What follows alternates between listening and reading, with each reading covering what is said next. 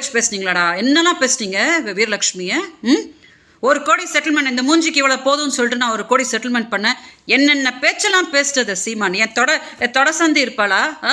என்னென்ன பேசியிருக்கிறான் சீமான்?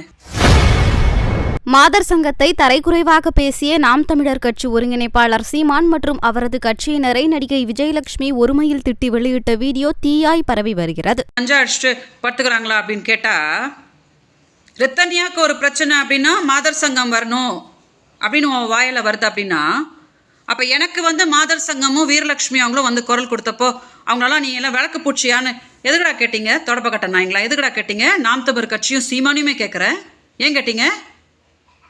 இன்னைக்கு ரித்தன்யாக்கு குரல் கொடுக்கணும்னா பெண்கள் அமைப்பு வரணும் தானே? ஓன் தொடப்பக்கட்ட நாய் வாயால் தானே வருது.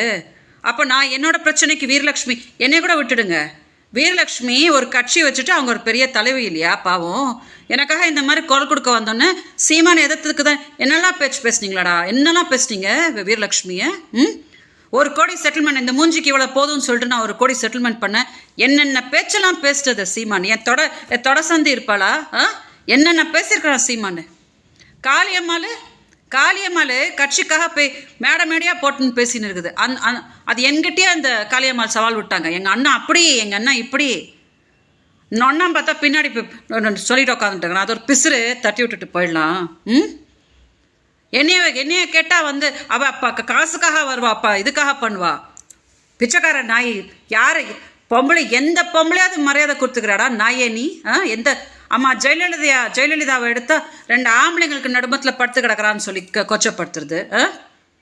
நீ எல்லாம் உங்க அம்மா கர்ப்பத்துலேருந்து தான் பிறந்தியாடா, இல்லாட்டி வேற எங்கே இருந்தா பிறந்தியா? உன் கூட இப்போ குடும்பம் நடத்திட்டு இருக்கிறாளாவா?